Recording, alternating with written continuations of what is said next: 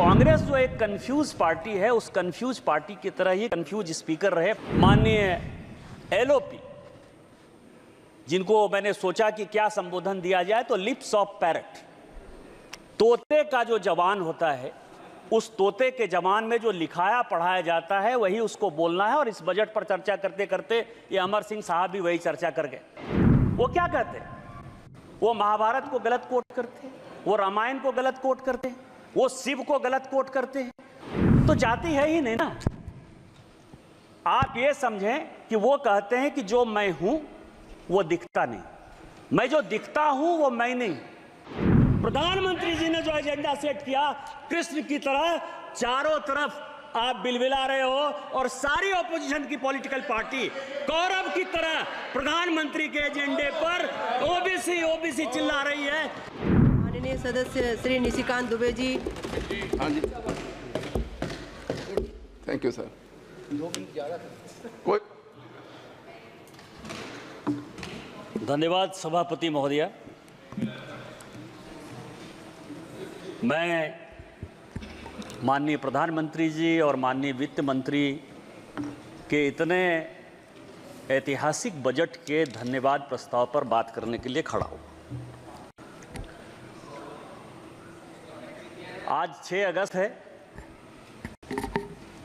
Speaker साहब ने Hiroshima और नागासाकी के शहीदों को जो है श्रद्धांजलि दी, और दूसरी श्रद्धांजलि मैडम सुषमा स्वराज जी को है, जिनकी आज पुण्यतिथि।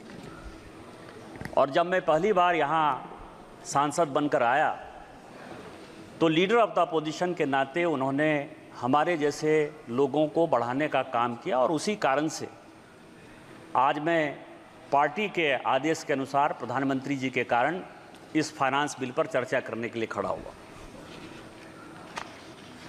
मैं सोचता था कि कांग्रेस के जो स्पोक्स पर्सन हैं या जो वक्तव्य देने वाले हैं, वो फाइनेंस बिल पर चर्चा करेंगे, वो देश के स्थितियों के बारे में बताएंगे, हमारी सरकार ने क्या बुरा किया इसके बारे में बताएंगे। लेकिन कांग्रेस जो एक कंफ्यूज पार्टी है, उस कंफ्यूज पार्टी की तरह ही कंफ्यूज स्पीकर रहे। फाइनली उनका समय जो है कांग्रेस पार्टी को कट करना पड़ा, अब दूसरे स्पीकर बोलने के लिए खड़े हुए। आज स्थितियां क्या मैं देख पा रहा था, मैं सभापति महोदय, मैं डिरेल नहीं होना चाहता।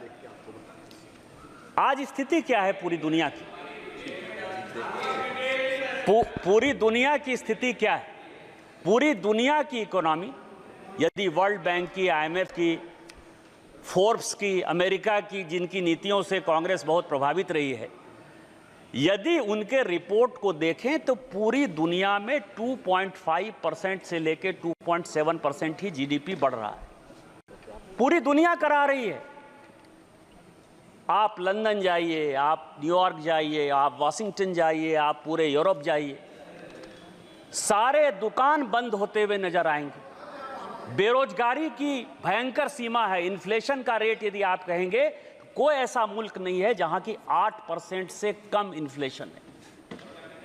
पूरी स्थिति खराब है, चाहे करंट अकाउंट डेफिसिट का हो, चाहे जीडीपी ग्रोथ का हो, फिस्कल डेफिसिट का हो, जिस भी पैमाने पर आप पूरी दुनिया को आंकने का काम करेंगे, आपको लगेगा कि माननीय प्रधानमंत्री जी और माननीय वित्त मंत्री निर्मला सीतारामन जी की नीतियां इस देश के लिए इतनी सक्सेसफुल हैं कि आज भी भारत आशा की किरण है। पूरी दुनिया में 7% से ऊपर जीडीपी इसका ग्रोथ।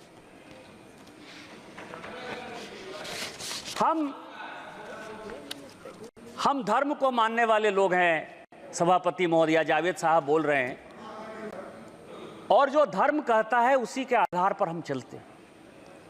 हमारे धर्म में एक बड़ी अच्छा जो है श्लोक है कि कलातीत कल्याण कल्पांतकारी सदा सच्चिदानंद राता पुरारी।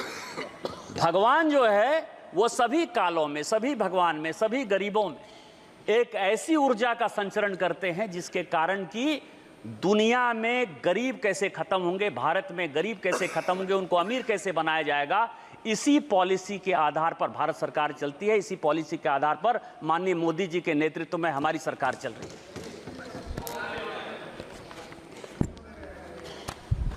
किसान बिल की बात हो रही है और उस दिन मैंने बजट पर माननीय एलओपी, जिनको मैंने सोचा कि क्या संबोधन दिया जाए, तो लिप्स ऑफ पैरट, तोते का जो जवान होता है, उस तोते के जवान में जो लिखाया पढ़ाया जाता है वही उसको बोलना है। और इस बजट पर चर्चा करते करते ये अमर सिंह साहब भी वही चर्चा कर गए। शिकारी आएगा, जाल बिछाएगा, आप उसमें पढ़ना नहीं। सर नहीं, अगर कोई माननीय सदस्य से आग्रह कर रही हूँ, कोई अगर ऐसा शब्द आया है तो उसे पटल से हटा दिया जाए। अध्यक्ष महोदया, माननीय सदस्य से हटा दिया। अध्यक्ष महोदया, ये सुग्गे की जवान कैसे है, मैं ये बता रहा हूं। आज जो है, प्लीज बैठिए प्लीज। हम क्या कर रहे हैं, हम भारत के लोगों को आत्मनिर्भर बनाने के लिए, विकसित भारत बनाने के लिए और आप भी सुनिए, कोई भी सदस्य जब बोल रहा हो तो प्लीज बैठे बैठे कमेंट्स भी मत करिए, प्लीज बोलिए। वो जो भी शब्द आया है पटल में नहीं आएगा।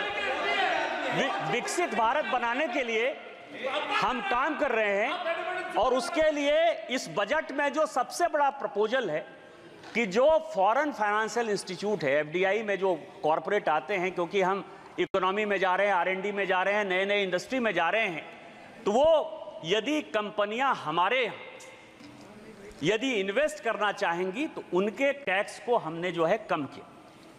और कम क्यों किया? क्योंकि हमारा मुकाबला सिंगापुर से है, हमारा मुकाबला अबू धाबी, यूएई, इनसे है, जहां की टैक्स की जो स्थिति है, कॉर्पोरेट टैक्स की स्थिति ऐसी है कि वो 20-22% से ज्यादा नहीं, कहीं एक जगह तो टैक्स ही नहीं।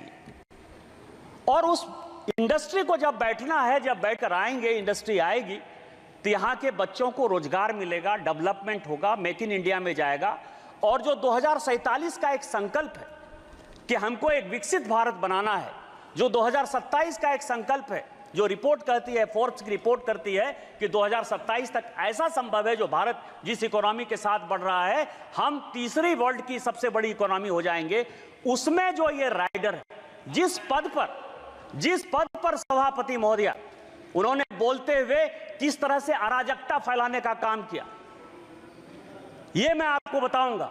वो कहते हैं, वो क्या कहते हैं, वो महाभारत को गलत कोट करते हैं, वो रामायण को गलत कोट करते हैं, वो शिव को गलत कोट करते हैं, और उसके बाद वो कहते हैं, ये मैं बोल रहा हूं, मतलब आप ये समझिए, और वो ये कहते हैं कि हम जो है अराजकता फैलाएंगे, तुमको जो करना है करो।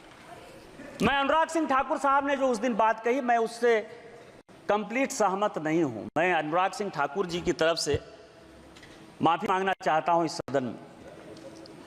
लेकिन क्यों?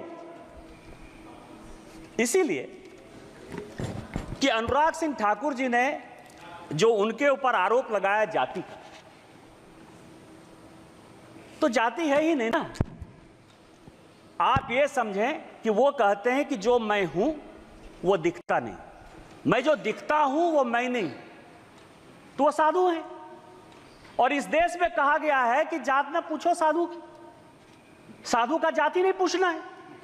और जब साधु का जात नहीं पूछना है तो अनुराग सिंह ठाकुर जी ने गलती कर दी कि उनसे जात पूछ लिया। लेकिन मैं आपके माध्यम से कांग्रेस पार्टी और सारे अपोजिशन से जवाब पूछना चाहता हूं कि आप ये बताइए कि इस देश में कई एक ऐसे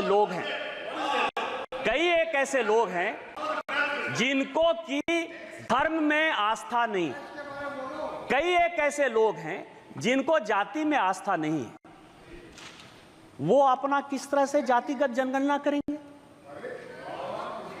जिस पद पर राम सुभग सिंह, चरण सिंह, जगजीवन राम, अटल बिहारी वाजपेयी, इस तरह के बड़े बड़े लोग रहे, जिस जगह पर शरद पवार जैसे लोग रहे, वाईबी चौहान जैसे लोग रहे, उस जगह की गरिमा का क्या हरासमेंट कर रहे हैं इस बजट में अराजकता फैला के, इस बजट का नकारात्मक पहलू दिखा करके। आप जातिगत जनगणना की बात करते हैं, इसी बजट में जाता है, यही टैक्स है, इसी टैक्स के आधार पर जाता है। और मैं स्पीकर महोदया, अध्यक्ष महोदया, आज मैं बहुत कुछ चीज लेकर आया हूं। मैं 1952 से लेकर 1990 तक का कांग्रेस का मैनिफेस्टो लेकर आया हूं। आप यदि कहेंगे तो मैं ले कर दूंगा। 1952, क्योंकि उस दिन जो वित्त मंत्री जी ने कहा कि नेहरू ने यह कह दिया, राजीव गांधी ने आलोक मेहता को यह इंटरव्यू दे दिया, तो यह तो इंडिविजुअल कह सकते हैं कि राजीव गांधी का वो अलग से विषय था, राजीव गांधी का पार्टी से कोई लेना देना नहीं था, या नेहरू जी का पार्टी से लेना देना नहीं था।